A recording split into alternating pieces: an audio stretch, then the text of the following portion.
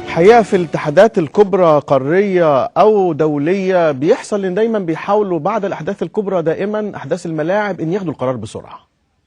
24 ساعة، 48 ساعة، 72 ساعة بالكتير. لأن اتخاذ القرار في هذه المساحة الزمنية بيخلي الكل راضي بما يتخذ من القرارات، لأنه بيشعروا بأن ما سيصدر من هذه القرارات هو قرار عادل. وأنه في نفس الوقت مرور الوقت أو ان الناس بتتأخر في اتخاذ القرار بيخلي فيه نوع من عدم الرضا، او انك انت ممكن تقعد تناقش وتفاصل فيه. هذه بس جزئية بقولها كده، يعني يا ريت ان بعد كده في الكورة وفي الرياضة الناس تبقى عارفة من القواعد الأساسية لاتخاذ القرار أهمية توقيته، انه يتخذ في الوقت المناسب، مش بعد شهر وشهر ونص وشهرين الناس تبتدي تشوف هتاخد قرارات بعد ما يكون حاجات كتير اتغيرت على الأرض. الخبر اللي أنا بتكلم عنه هو خبر يمثل نقطة تحول في اعتقادي الشخصي. هو نقيب المحامين في بورسعيد الأستاذ صفوت عبد الحميد تقدم ببلاغ إلى المستشار المحامي العام لنيابة الإسماعيلية بيتهم فيه 2 من ألتراس أهلاوي، حددهم بالاسم أو حددهما بالاسم بأن هم قبل نهاية المباراة ألقوا شماريخ على جمهور بورسعيد فأصابوا واحد من المشجعين، حددوا بالاسم برضه، فأصابوه بعاهة مستديمة. العاهة المستديمة أدت إلى بتر إصبعه واستئصال إحدى قصيتيه. طلب الأستاذ صفوت عبد الحميد الإفراج كذلك عن المتهمين من جمهور المصري لعدم ثبوت أي شيء عليهم ووجود شهود تنفي أي أعمال عنف أو إتلاف في المنشآت، وطلب عدم نقلهم إلى التجمع الخامس أو حتى إلى مدينة الإسماعيلية للتحقيق معهم، خوفا من احتكاك ألتراس أهلاوي بهم وبأهليهم مما سينتج عنه إشاعة فوضى في البلد. مساء الخير أستاذ صفوت عبد الحميد. مساء الخير يا فندم ومرحب بكم. نقدر نعرف فحوى أو مضمون البلاغ؟ والله يا فندم هو واضح أن القنوات الفضائية في البداية استعرضت خطوات بعض الإخوة من ألتراس النادي الأهلي، وتحديدا الأخ عبدينو والأخ أحمد إدريس، ونقلتهم كافة القنوات الفضائية في حادث مباراة المصري والأهلي دون أن يتم سؤالهما باعتبارهما متهمين في أحداث مباراة المصري والأهلي. ولذلك احنا تقدمنا ببلاغ إلى المستشار المحامي العام لنيابات بورسعيد، وأرفقنا به السي دي بما تتضمنه من مقاطع واضحة ظهر فيها المشكو في حقهما، وهم يقومون بإطلاق الألعاب النارية على جماهير النادي المصري. الموضوع أو البلاغ محل التحقيق سوف يظهر بوضوح لدى النيابة العامة التي نثق فيها ونثق في التحقيقات التي تجريها بنزاهة واضحة دون تمييز بين اللون الأخضر أو اللون الأحمر. حقائق جديدة سوف تظهر على الأرض كمقدمات لما حدث من أحداث. أستاذ صفوت، السؤال المنطقي اللي ممكن يكون بيطرحه المشاهدين معايا دلوقتي، لماذا تأخر هذا البلاغ شهر بالكامل ويوم أو 2؟ والله الأمر ما زال في النيابة العامة محل تحقيقات. لا أنا أقصد حضرتك اتأخرت ليه في تقديم البلاغ لمدة شهر تقريبا؟ التحقيقات سعادتك كانت مجزأة ما بين نيابة بورسعيد الكلية وبين نيابة الإسماعيلية الكلية، فبعض التحقيقات كان يتم إجراؤها في محافظة الإسماعيلية ونيابة الإسماعيلية، والبعض الآخر سئل في بورسعيد. من ضمن ما تم سؤالهم في الإسماعيلية هم ألتراس النادي الأهلي وبعض اللاعبين في النادي الأهلي تم سماعهم في الإسماعيلية، وكنا نحن بعيدين عن هذه التحقيقات التي تتم في نيابة الإسماعيلية. وعندما علمنا بمجريات هذه التحقيقات في الإسماعيلية سارعنا بالتوجه إلى المستشار المحامي العام الأول لنيابة الإسماعيلية، وقد أحال سيادته البلاغ إلى نيابة بورسعيد الكلية لاتخاذ اللازم في بشأن سؤال المشكو في حقهما. لدينا قاعدة قانونية واضحة أن العبرة في المواد الجنائية بالحقائق الصرف لا بالاحتمالات والفروض المجردة، ولهذا نحن نترك الأمر برمته إلى تحقيقات النيابة العامة، ولكن نعتقد أن ما قدمناه من مستندات سيكون حاسما بشأن من بدأ التعدي من الناديين أو من ألتراس الناديين. برضه هعيد السؤال مرة تانية يا أستاذ صفوت، لماذا جاء البلاغ متأخرا هذه الدرجة؟ البلاغ جاء متأخرا لأننا كنا نتابع التحقيقات في نيابة بورسعيد الكلية في الوقت الذي كانت تجرى تحقيقات من النيابة العامة في ذات وقائع وأحداث مباراة المصري والأهلي في النيابة الكلية في الإسماعيلية على مدار 24 ساعة، ولم نكن على علم وثقة بما يحدث من هذه التحقيقات مفصلا. طيب حضرتك استندت في البلاغ على ايه بالظبط كقرينة او كدليل على اتهام الاثنين التراس؟ ركزنا فندم على ما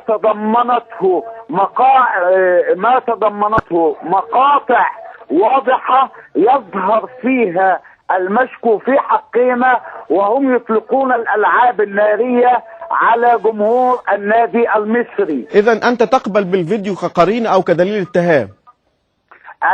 أنا أرتضي بما تضمنه هذا السي ليس وحده فقط، وإنما من خلال الاطلاع على القناة الرسمية للتلفزيون. نعم أنا أقصد حضرتك بتقبل الفيديو كقرينة أو كدليل اتهام؟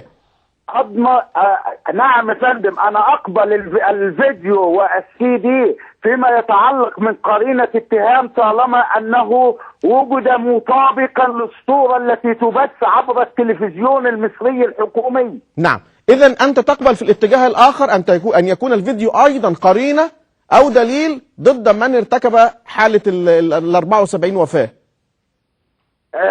بالضرورة، ولكن هذه المسألة لا تتعلق بنفسي وأنني لا أحكم في الدعوة، إنما تقبل. الذي يحكم فيها هو القضاء. أستاذ صفوت هستأذنك أنما تقبل أن يكون الفيديو قرينة ضد طرفين مش في اتجاه واحد؟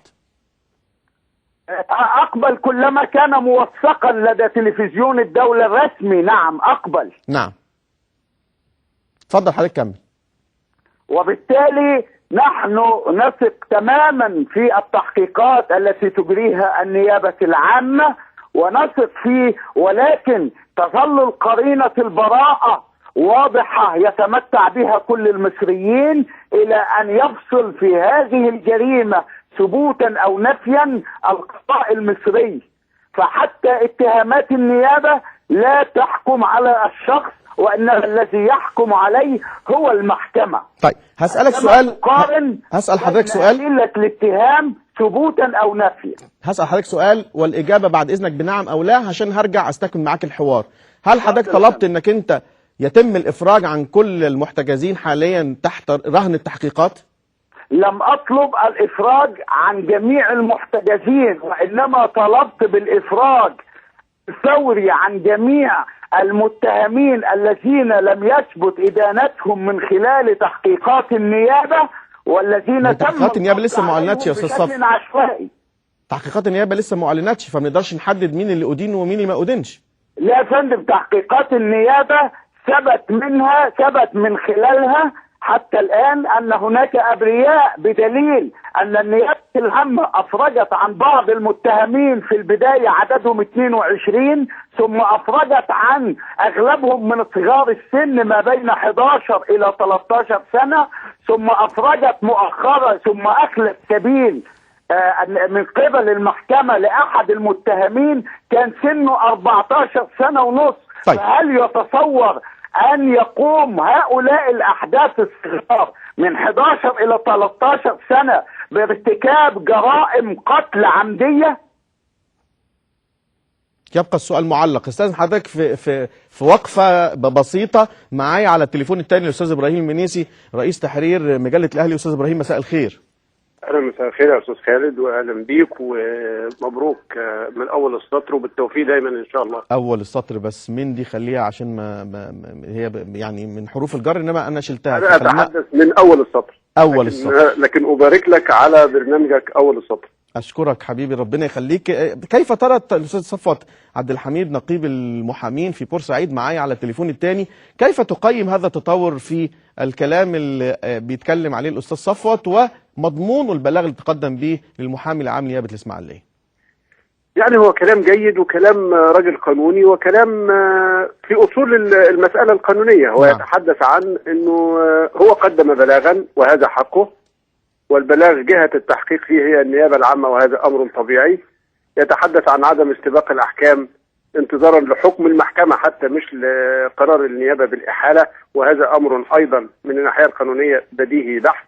يتحدث عن يعني ربما اختلف معه في المطالبة بالإفراج عمن ثبت عدم إدانتهم من قبل النيابة العامة. النيابة العامة زي ما حضرتك تفضلت وعلقت لم تعلن بعد أي قرار أو أي نتائج تحقيقات منها. نعم.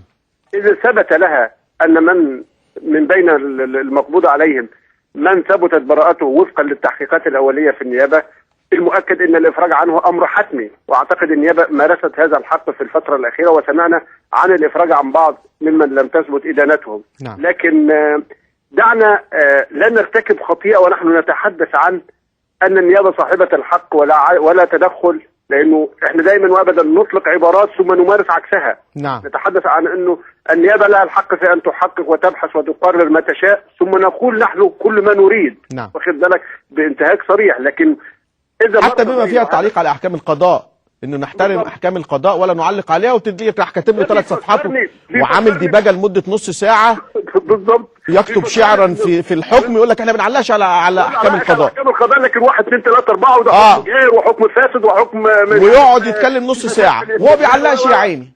نفس منطق ونفس ثقافه مدربين الكوره وهم خارجين من الملعب مهزومين، يقول لك احنا مش عايزين نتكلم على كلام التحكيم، انتوا كلكم شفتوا الحكم ذبحنا. الحكم ذبحنا وعمل وسوى، بس ما بنتكلمش على التحكيم. هو ما اتكلمش على التحكيم بالظبط. يعني مش عايزين نمارس، احنا ارتضينا، وهذا امر حتى مش اختياري، هذا امر طبيعي. النيابه العامه جهه التحقيق بالظبط. يعني مش عايزين نمارس، احنا ارتضينا، وهذا امر حتى مش اختياري، هذا امر طبيعي. النيابه العامه جهه التحقيق الاصليه، على الجميع ان ينصت وان ينتظر لحين صدور قرار من النيابه، ووقتها اعتقد ساحات المحاكم هي الساحه المثلى للساده المحامين ليترافعوا. لا اظن استاذ صفوت ان الكلام الاستاذ ابراهيم في شيء يضايق. لا اعتقد ان الاستاذ ابراهيم بيتكلم كلام جيد وانا بتقبله بالكامل، وان الادانه او البراءه هي بيد المحكمه ونتركها تفصل في هذا الامر. وعندما اتحدث بصفتي فانا اقول ان القصاص ضروري من الجناة الحقيقيين، وعندما اطالب باخلاء سبيل لان الحبس الاحتياطي اجراء وليس عقوبه، وهناك اطفال ما زالوا محتجزين، وعندما نطالب بالعداله نطالب بالعداله بالقصاص من الجناه، ونطالب بالعداله بالافراج عن الابرياء المحتجزين. انت بتعتبر حضرتك انه من بين المقبوض عليهم في منهم مش جناه؟ يا فندم، هل بتعتبر ان في ناس او الناس اللي مقبوض عليهم مش الجناه؟ ليس كلهم ابرياء وليس كلهم جناه. يبقى اذا نترك النيابه تمارس عملها حتى النهايه يا استاذ صفوت. انا مش سامعك يا فندم. نترك النيابه تمارس عملها حتى النهايه. نعم اكيد يا فندم، احنا نتفق مع هذا. لا يوجد مكان في مصر يستطيع ان يدين او يبرئ ساحة متهم الا النيابة العامة والمحكمة. نعم. هسألك سؤال بمنطق المشاهد اللي قاعد قصادنا دلوقتي ولسان حاله بيقول معلش يعني